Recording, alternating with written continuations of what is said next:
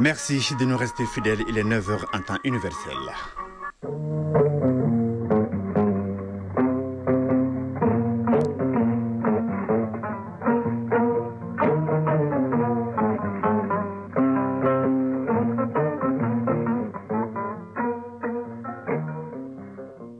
Le journal, Mohamed Diarra. Le temps, 28 degrés, la maximale atteignue est de 32. Chers auditeurs du Radio Mali, bonjour et bienvenue dans cette édition dont voici les titres. L'Odyssée d'une reconquête historique et héroïque. L'armée malienne est entrée triomphalement dans la ville de Kidal le 14 novembre 2023, mettant fin à plus d'une décennie d'années d'occupation par les terroristes. Une conférence de débat a été animée sur le thème retour effectif de l'État à Kidal, enjeux et perspectives d'une souveraineté territoriale affirmée. Le coup d'essai aura été un coup de maître. Bamako a été le point de convergence des centaines de visiteurs venus à travers le monde. Bamako 2025 s'est achevé sur une note d'espoir. Nous ferons le point avec Bemba Sibi. L'actualité dans les autres pays de l'AES au Burkina Faso, c'est parti pour une vaste caravane de solidarité intitulée Deme Sira ou la voie de la solidarité. Au Niger, les autorités nigériennes célèbrent l'excellence. Un jeune ingénieur en génie électrique, lauréat du prix Focus White Global Awards 2005, a été reçu par le Premier ministre. À suivre dans une dizaine de minutes la page internationale avec Ibrahim Koukounté qui sera en direct. En sport, l'actualité est dominée par le football avec la Coupe du Monde des moins de 17 ans de la FIFA. Qatar 2026, les cadets ont obtenu leur ticket. En basketball, il sera question des demi-finales de la balle 2026. Dans le dossier culture, nous nous rendrons à Tombouctou pour parler du Mada, un rituel bien structuré regroupant des panégyristes rendant hommage au prophète Mahomet, paix et salut sur lui pendant le Maouloud. C'est un dossier signé Najim Baba Sissé en fin de journal. Voilà pour le sommaire, tout de suite les détails. Les Maliens se souviennent encore de cette victoire éclatante des femmes le 14 novembre 2023. L'armée malienne prenait le contrôle de la ville de Kidal après plus d'une décennie d'absence. Pour marquer la journée, une conférence de débat a été organisée hier dans les locaux de la faculté de droit privé de Bamako sur le thème « Retour effectif de l'État à Kidal, enjeux et perspectives d'une souveraineté territoriale affirmée ». Plusieurs membres du gouvernement étaient présents, témoignant de l'importance de cette journée. Plus de détails avec Seydou Traoré. 14 novembre 2023, 14 novembre 2025. Cela fait aujourd'hui 2 ans que l'armée malienne contrôle la région de Kidal. À l'issue d'une vaste opération de reconquête, les FAMA ont repris la ville après 11 ans dans les mains des groupes armés. Face aux étudiants de la faculté de droit privé, les enseignants, chercheurs et responsables de l'enseignement ont proposé bien plus des cours ordinaires. Il s'agissait de jeter un regard sur la reconquête de l'armée et d'apporter leur soutien aux FAMA. Professeur Paul Traoré, recteur par intérim de l'université Kouroukanfouka de Bamako. C'est rappeler ce passé glorieux et récent à toute la jeune génération que votre pays a failli connaître une sécession et que c'est grâce à l'action des forces armées et de sécurité et la résilience de la population malienne que cette sécession a été évitée. La défense de la patrie incombe à tous les citoyens maliens, rappellent les intervenants. Au niveau de l'enseignement supérieur, la crise s'est transformée en opportunité, c'est là dans la défense de l'intérêt du Mali et pour la stabilisation du pays. Professeur Paul Traoré, recteur par intérim de l'université Kouroukanfouka de Bamako. La défense de la patrie est une obligation. Et cette défense peut prendre plusieurs formes. Si pour les militaires, ça se passe sur le front, pour nous les citoyens, il s'agit tout simplement d'apporter notre concours, d'informer les forces armées et de sécurité sur le front. Il s'agit de communiquer, de donner une information positive sur le Mali. Le retour de Kidal dans le giron du Mali est le prix du sacrifice ultime, rappelle le ministre en charge de l'enseignement supérieur en rappelant au monde universitaire de jouer sa partition. Professeur Brema Kansaï, ministre de l'enseignement supérieur et de la recherche scientifique. Cette victoire résonne profondément dans le cœur de notre peuple. Elle est la preuve tangible que les sacrifices consentis et les alliances stratégiques portent leurs fruits dans la lutte légitime pour la défense de notre nation. Le ministre Kansaï a également invité les étudiants à dissocier le vrai du faux, surtout face à la guerre de désinformation contre le Mali, d'où un message inspiré de la culture Dogon. Chez nous, à la fin, quand il y a des mariages, les Dogons se retrouvent pour faire les points de toute l'année, tout en chantant. Donc, des flèches sont décochées. Alors, dans une de ces chansons, voilà ce qui s'est dit. Et vieil arbre mutilé. Tu tentes de reverdir, mais permets-moi de te rappeler que la hache qui t'a si bien tailladé a repris du service. Le journaliste historien Daouda Tekete s'est entretenu avec les étudiants sur le thème retour effectif de l'État à Kidal, enjeux et perspectives d'une souveraineté territoriale affirmée. Le coup d'essai aura été un coup de maître. Bamako a été le point de convergence des centaines de visiteurs venus à travers le monde. Après la phase d'exposition, des séances de démonstration se sont déroulées à quelques kilomètres de la ville de Koulikoro. Bamex 2025 aura été un cadre de partenariat unique et a permis aux différentes délégations de nouer des partenariats gagnant-gagnant avec la société de défense turque. Les précisions avec Bemba Sibi. La première édition du Salon de la Défense et de la Sécurité a fermé ses portes, ouvrant de nouvelles perspectives pour le Mali dans l'industrie de la défense et de la sécurité. La cérémonie de clôture s'est tenue en 2 temps, la démonstration des armes exposées et le cérémonial. Les délégations venues d'Afrique et d'ailleurs ont pu voir et tester la performance des armes et drones présentés. Pour le porte-parole des délégations invitées, la souveraineté sécuritaire est indissociable de celle politique et Bamex 25 est aujourd'hui le symbole d'une Afrique souveraine. Abdelkader Garba Moussa, porte-parole des délégations. En lançant cette initiative du Salon Bamex, le Mali affirme le leadership et la vision de l'Afrique, celle d'un continent résolument engagé à assurer sa propre sécurité, à maîtriser son destin technologique et à valoriser ses compétences internes tout en s'ouvrant à des partenaires gagnant-gagnant. Au nom de tous les pays invités, je tiens à féliciter le gouvernement du Mali pour cette initiative visionnaire et pour la qualité de l'organisation. Les délégations retournent donc satisfaites. Ceci, malgré que Bamex soit une jeune manifestation, donc perfectible, note le ministre de la Sécurité et de la Protection civile dans son intervention. Général de division Daoud Ali Mohamedine. Au nom des autorités de la transition, en votre nom à tous et au mien propre, je voudrais témoigner notre gratitude aux femmes, aux hommes, ainsi qu'aux forces de défense et de sécurité, grâce à qui cette manifestation s'est déroulée sans incident. Aux autorités politiques de la République de Turquie, aux représentants des différentes entités industrielles turques, je voudrais leur dire combien je suis reconnaissant de leur soutien et de leur présence à nos côtés dans cette prestigieuse manifestation. Ils ont eu raison de croire en nous, puisque je l'affirme avec force, le Mali est un partenaire crédible, le Mali est une tête de pont pour nouer des partenariats gagnant-gagnant avec d'autres pays de la sous-région, voire du continent africain. Le pari de faire du Mali un hub de la paix et de la sécurité dans la sous-région se concrétise donc avec cette première édition de Bamex 25. Ceci en réunissant au Mali durant 4 jours industriels de la défense turque et acteurs du secteur d'Afrique et d'ailleurs. Des contacts utiles ont été pris et des ponts encore de construction pour sceller des partenariats qui vont façonner la défense et la sécurité de demain.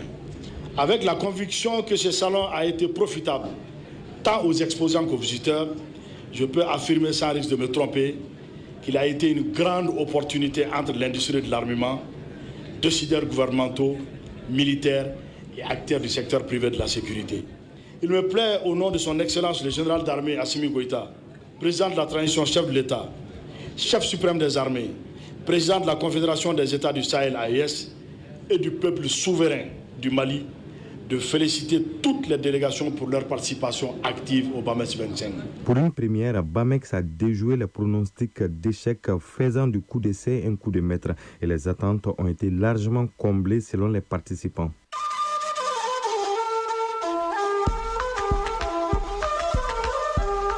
AES, actualité.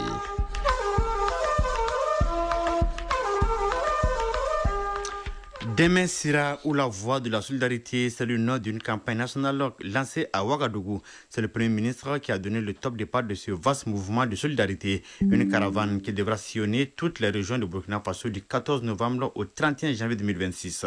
Le but est de sensibiliser et inciter les populations à inscrire le geste de solidarité dans leur quotidien. Le film sonore de ce lancement avec Céline Ouedraogo de Radio Burkina. Je déclare donc officiellement lancé au nom du camarade président du Faso, sur l'ensemble du territoire national, la campagne d'Emessira. C'est ainsi que débute la campagne d'Emessira, la voix de la solidarité.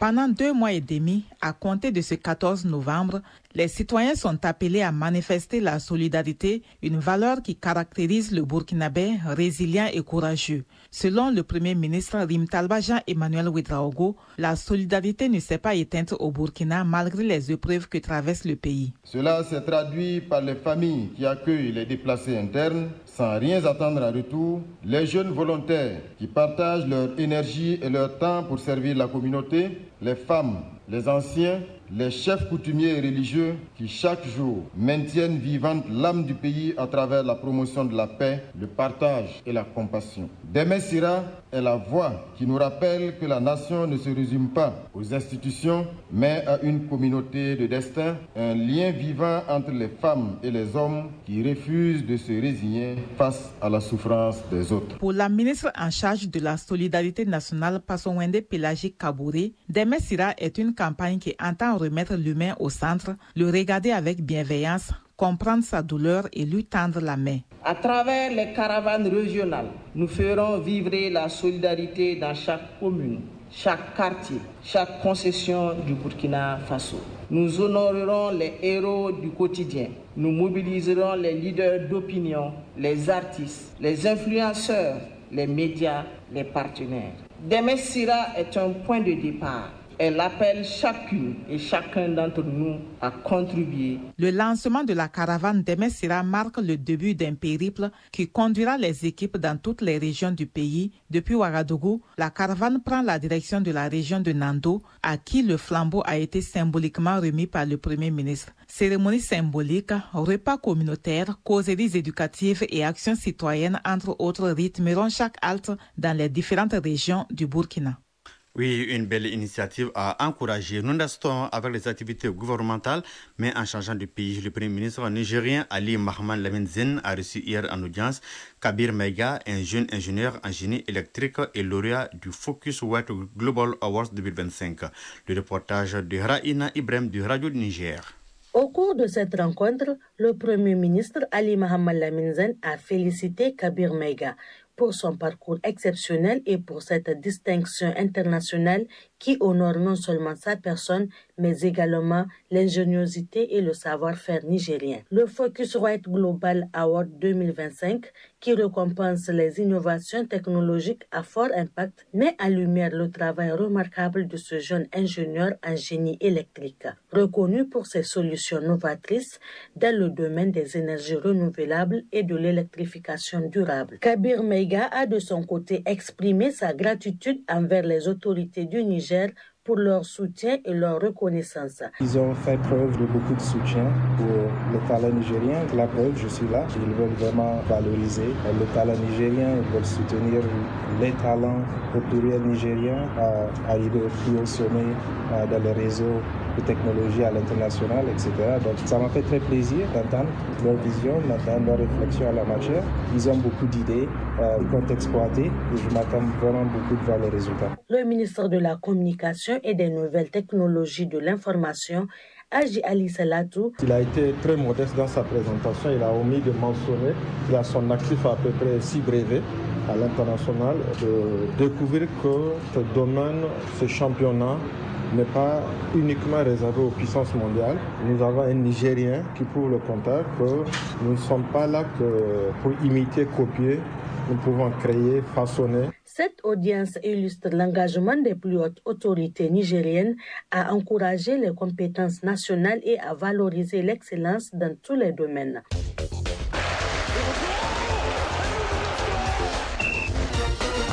L'actualité des sports, c'est l'affaire de Famrou Djourté, une page très bien fournie d'abord en football.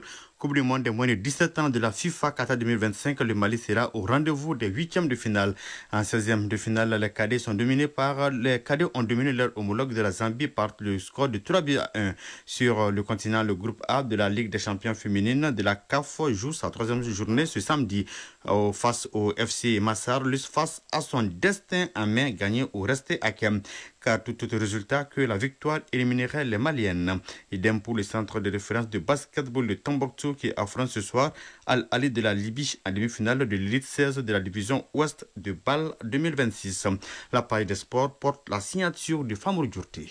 Road to Bâle 2026, la première demi-finale de l'élite 16 de la division Ouest mettra aux prises Al Ahly de la Libye et le centre de référence de basketball de Tombouctou, CRBT du Mali. Un duel qui tout double avec à la clé l'un des 2 billets qualificatifs pour la phase finale de la Basketball Africa League 2026. Le champion de Libye a dominé le groupe B, 2 victoires en 2 matchs, confirmant son statut de favori de la zone. De son côté, le CRBT du Mali a fait preuve de caractère dans le groupe A. Les Maliens ont terminé 2e derrière la Jeunesse Club d'Abidjan, leur bilan 2 victoires et 1 défaite. Ce duel a une saveur particulière. Les 2 clubs s'étaient déjà croisés à Bamako lors des qualifications pour l'élite 16 de la division Ouest. Ce jour-là, Al Ahly avait pris le dessus grâce à son expérience. Le CRBT n'a certainement pas oublié ce match et la rencontre d'aujourd'hui à Praia au Cap-Vert est l'occasion rêvée pour prendre sa revanche, effacer ce précédent et écrire une nouvelle page de son histoire. Le contexte est clair, seuls les finalistes des divisions Ouest et Est décrochent leur qualification pour la BAL 2026.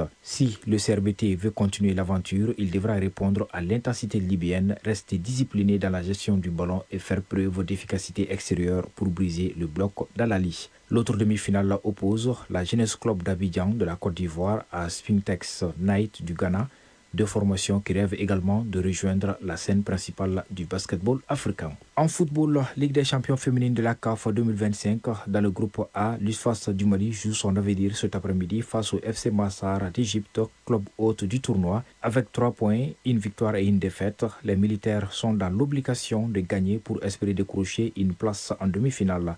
En face, le FC Massar compte 4 points et pourrait se qualifier aujourd'hui devant son public avec un simple match nul.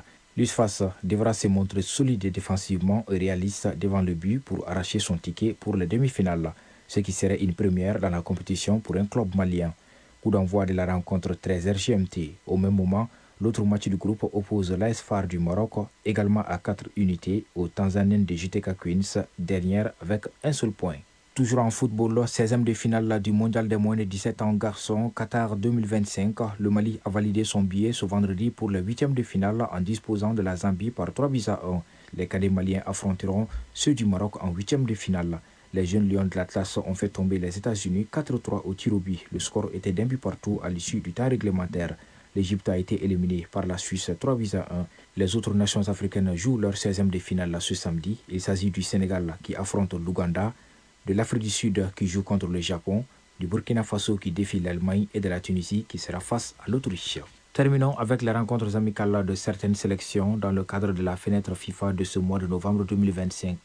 L'équipe nationale espoir du Mali, les U23, dispute ce 15 novembre la première manche de sa double confrontation contre l'Indonésie en Indonésie. Coup d'envoi 19h heure locale, 12h GMT. Chez les sélections seniors, les Aigles du Mali joueront contre la Jordanie en amical mardi 18 novembre à Tunis. Mais avant cette rencontre, d'autres nations étaient sur le pont ce vendredi, toujours en amical. C'est le cas de la Tunisie qui a décroché une victoire 3-2 face à la Jordanie qui affrontera le Mali le 18 novembre, tandis que la Tunisie se mesurera au Brésil le même jour. Au terme d'un match riche en rebondissements, le Burkina Faso s'est imposé 3-2 face au Niger au Maroc. Mais au score puis rejoint en seconde période, les étalons ont pu compter sur un Landry Kaboré étincelant auteur d'un triplé décisif. Les étalons poursuivront leur préparation le 18 novembre face au Bénin, toujours au Maroc. La Côte d'Ivoire s'est inclinée 1-0 face à l'Arabie Saoudite. Le Maroc a signé une nouvelle victoire ce vendredi au Grand Stade de Tanger en dominant le Mozambique 1-0. Un succès qui permet aux Lions de l'Atlas d'enchaîner une 18e victoire consécutive, consolidant ainsi leur statut d'équipe la plus performante au monde en termes de série en cours. L'Argentine a dominé l'Angola par 2-0 avec une réalisation de Lionel Messi.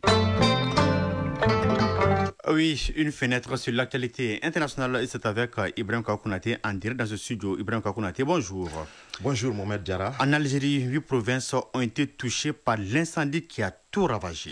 Tout à fait, plus de 22 incendies ont touché 8 provinces le jeudi dernier.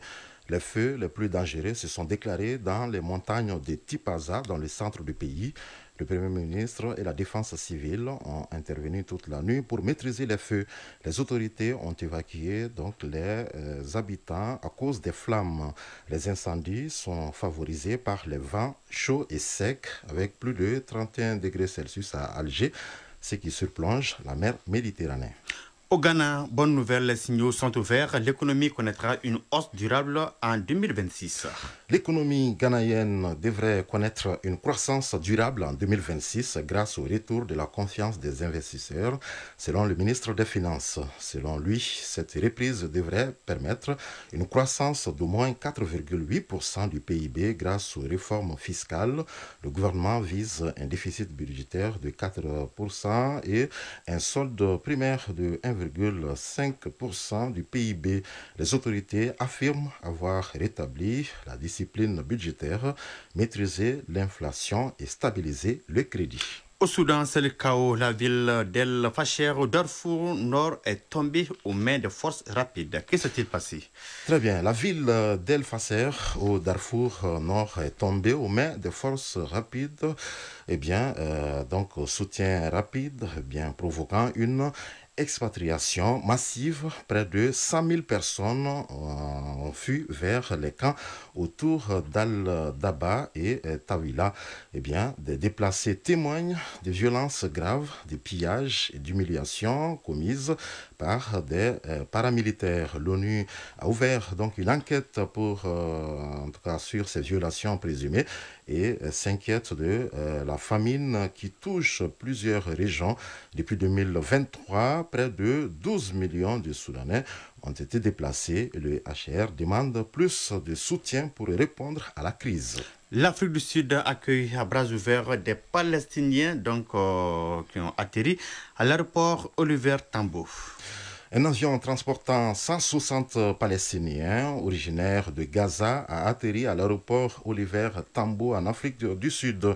Le vol est passé par Nairobi avant d'arriver à Johannesburg.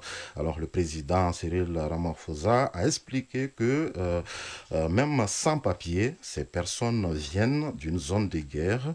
Il a décidé donc de les accueillir pour des raisons humanitaires. Le tour d'horizon de l'actualité internationale avec Ibrahim Kakounate. Merci, c'est tout. Merci, c'était là l'essentiel. Et à la semaine prochaine, Inch'Allah, tout de suite, la page des sports. Page Mali Culture 2025.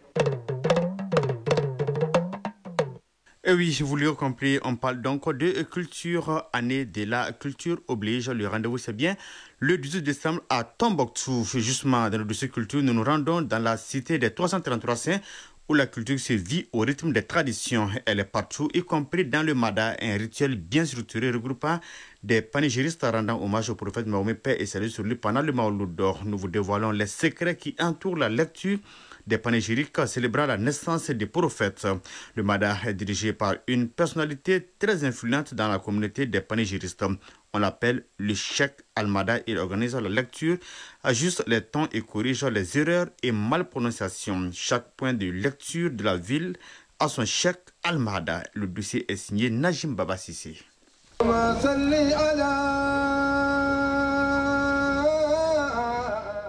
À Tombouctou, la culture est profondément ancrée dans tous les aspects de la vie et même la religion n'y échappe pas. Ainsi, le Mada ou lecture panégyrique occupe une place particulière. Il s'agit des séances de récitation poétique destinées à rendre hommage au prophète Mohammed, paix et salut sur lui, durant la célébration du Maouloud. Sanchirfi Alpha, notable à Tombouctou. Et le Mada, on lit un livre spécifique qui est Ibn Mouhib, qui est d'un Andalou, Al-Fazaj de l'Andalousie. C'est le livre le plus lu ici, mais on lit aussi d'autres poèmes panégyriques. Ces moments de ferveur spirituelle sont dirigés par une personnalité très respectée, appelée le Cheikh Al-Mada, en raison de son rang et de sa valeur aux yeux de la communauté des panégyristes. Chaque point de lecture dispose de son propre Cheikh Al-Mada. Le Cheikh Al-Mada, c'est une personnalité connue d'une famille qui maîtrise les panégyriques, donc les mélodies, les intonations, tout ça. Et donc le Cheikh Al-Mada, c'est lui qui coordonne la lecture du Mad. Il coordonne, il dirige. Mohamed El Mokhtar Sissé, substitut de l'imam de la mosquée de Sankoré. Il y a deux groupes de lecteurs, un premier et un second. C'est lui qui les donne. C'est lui qui suit tout le monde à la moindre erreur, il peut arrêter et corriger. Donc c'est lui qui donne aussi l'intonation. Il y a des périodes où on lit lentement, il y a des périodes où on lit longuement, il y a des périodes où on élève la voix, il y a des périodes où on abaisse. Donc c'est lui qui est l'ordonnateur de tout. La mosquée de Djingareyber fut la première à organiser les séances de Maddah avant que la tradition ne s'étende aux autres grandes mosquées de la ville. Sanchirfi Alpha, notable à Tombouctou. Le Mouloud même sous cette forme a débuté à Djingareyber avec Aboul Qasim Touati. Donc c'est lui qui, le tout premier, faisait lire les panégyriques et en pleine lecture, il tirait des pains tout chauds du nez pour distribuer aux lecteurs. Mohamed El Mokhtar Sissé, substitut de l'imam de la mosquée de Sankoré. Bien vrai que la mosquée de Djingareyber fut le premier point de lecture. Et après, depuis l'an 1591, Sankoré fut indépendant. Et pendant cette période, il y a une famille qu'on appelle les Sanhaj. Le rôle de l'imam leur a été confié. Et ces Sanhaj ont eu des cousins qu'on appelle les Bani Lawtoun. C'est eux qui les secondent au rôle de substitut et on les a attribué aussi le rôle de cheikh. La nuit de la naissance du prophète Mohammed, paix et salut sur lui, les cheikhs et descendants des familles des grands panagéristes tels que la famille Alamine Sissé de Djingareyber, les Wangara de Badjinde et les Balilamtoun de Sankoré offrent un dîner aux lecteurs avant que ceux-ci ne se rendent aux différents lieux de lecture. Abdul Kader Touré, notable à Djingareyber. Ce dîner que les cheikhs offrent est un symbole de cohésion entre les populations et ça se passe une fois par an à chaque naissance. Alkaya Sissé, ressortissant de Tombouctou à Bamako. Depuis que nous on a trouvé vraiment c'est le même rythme, rien n'a changé. Baba Sekou, cheikh de Djingareyber. Après le dîner, là ils vont se retrouver à la mosquée pour les louanges du prophète Mohammed sallallahu alayhi wa sallam. À Djingareyber, tout comme à Sankoré et Sidieya, les panagéristes se répartissent en file et alternent les récitations.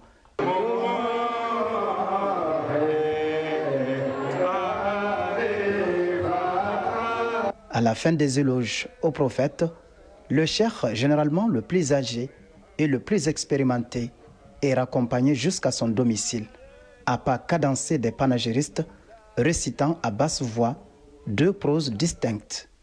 Sanchirfi Alpha, notable à Tombouctou. C'est des poèmes d'un poète qu'on appelle Fardouk. Le premier poème c'est Haza Selil et le deuxième c'est Talib al-Ilm. Bon, le premier poème c'est un poème à la mémoire, à la gloire d'un petit-fils du prophète. Et l'autre, c'est en faveur des vertus du savoir. Dans le murmure des voix qui s'élèvent pour célébrer le prophète, c'est toute l'âme de la cité des 333 saints qui continue de vibrer, fidèle à sa foi, à sa poésie et à son héritage spirituel. Les jeunes sont invités à perpétuer cette tradition à la fois religieuse et culturelle. Tombouctou Najim Baba Sissé, Mahmoud Asko Faré pour l'ORTM. Oui, c'est sur cette page que se referme cette édition présentée par Mohamed Diarra avec le concours d'Alma Ouattara à la mise en onde. La mise en ligne est assurée par Badji Touré, coordination éditoriale Ousmane Dao, réalisation Adam Maïga. Passez d'excellents moments en compagnie des programmes de Radio Mali. Au revoir.